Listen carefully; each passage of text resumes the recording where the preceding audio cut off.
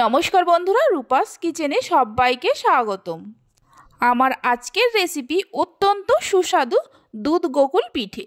বানানো খুবই সহজ, আপনারা যে কেউ খুব সহজেই বানিয়ে নিতে পারবেন। তাহলে চলুন রেসিপিটি দেখে নেওয়া যাক। শুরু থেকে শেষ পর্যন্ত দেখার জন্য আপনাদের কাছে অনুরোধ রইল। এখানে একটা ছোট সাইজের নারকেল নিয়েছি। নারকেলের কালো অংশগুলো ফেলে দিয়ে ছোট ছোট টুকরো করে কেটে নিয়েছি।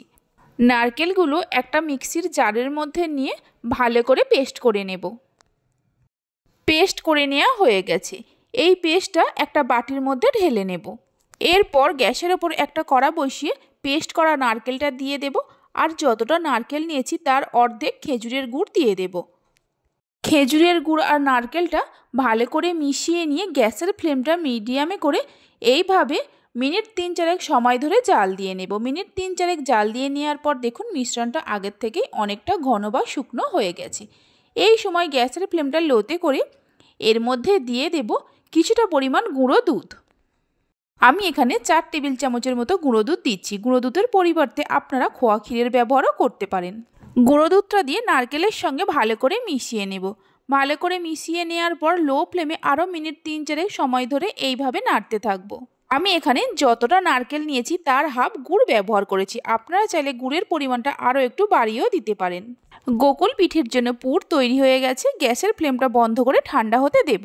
পুরটা ঠান্ডা হতে থাক, ততক্ষণে একটা ব্যাটার তৈরি করে নেব। একটা বড় সাইজের বাটির মধ্যে নিয়ে নেব একটা চায়ের কাপের হাফ কাপ চালের গুঁড়ো আর হাফ কাপ ময়দা। সামান্য নুন দিয়ে ভালো করে মিশিয়ে নিয়ে অল্প অল্প করে জল দিয়ে একটা মিডিয়াম ঘনত্বের ব্যাটার তৈরি করে নেব। মিডিয়াম ঘনত্বের ব্যাটার তৈরি করে নেওয়া হয়ে গেছে, এক সাইডে রেখে দেব।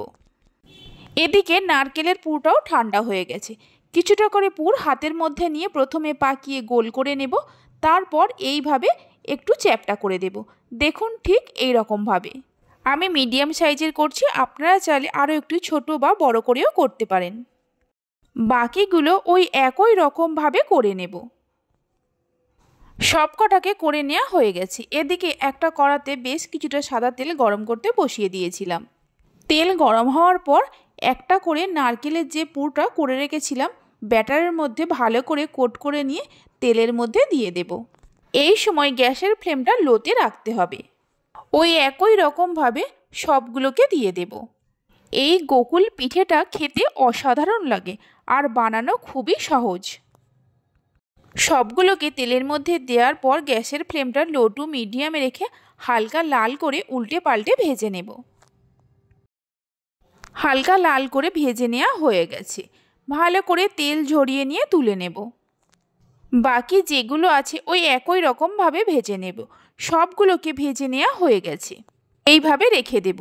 এবার একটা কড়াতে হাফ লিটার দুধ নিয়েছি। গ্যাসের ফ্লেমটা হাইতে রেখে দুধটা ফোটা পর্যন্ত অপেক্ষা করব। দুধটা ফুটে গেলে গ্যাসের ফ্লেমটা লোতে করে দেব। এর মধ্যে দিয়ে দেব 2 টেবিল চামচ চালের গুঁড়ো। এখানে আমি গোবিন্দভোগ চালের গুঁড়ো ব্যবহার করেছি, আপনারা চাইলে যে কোনো চালের গুঁড়ো ব্যবহার করতে পারেন। দুধের সঙ্গে চালের গুঁড়োটা ভালো করে মিশিয়ে নেওয়ার পর গ্যাসের ফ্লেমটা মিডিয়ামে করে মিনিট 3-4 জাল দিয়ে দুধটাকে ঘন করে নেব।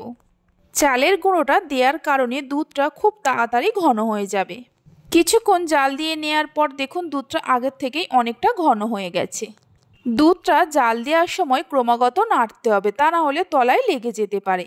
দুধটা ঘন হয়ে যাওয়ার পর গ্যাসের ফ্লেমটা লোতে করে এর মধ্যে দিয়ে দেব হাফ কাপ খেজুরের গুড়। খেজুরের গুড়টা দিয়ে ভালো করে মিশিয়ে নেব।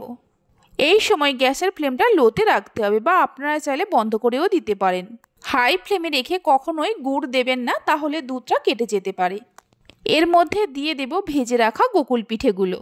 গোকুল পিঠেগুলো দেওয়ার পর দুধের সঙ্গে ভালো করে মিশিয়ে নিয়ে গ্যাসের ফ্লেমটা মিডিয়ামে করে মিনিট 2-3 সময় ধরে ফুটিয়ে নেব।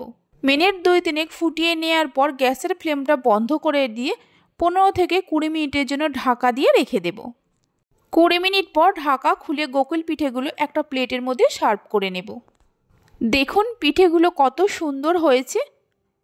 এইভাবে একবার গোকুল পিঠেটা বাড়িতে বানিয়ে দেখতে পারেন। একটা গোকুল পিঠেকে আমি কেটে দেখাচ্ছি, দেখুন কতটা নরম তুলতুলে হয়েছে। আর এই পিঠেটা মুখে দেয়া মাত্র মিলিয়ে যাবে। আজকে আমার এই রেসিপিটি যদি আপনাদের ভালো লেগে থাকে অবশ্যই একটা লাইক করবেন। আর আমাকে কমেন্ট করে জানাবেন। ভালো লাগলে চ্যানেলটি সাবস্ক্রাইব করে পাশে থাকা বেল আইকনটি প্রেস করবেন। আপনারা সবাই ভালো থাকবেন, সুস্থ থাকবেন। ধন্যবাদ।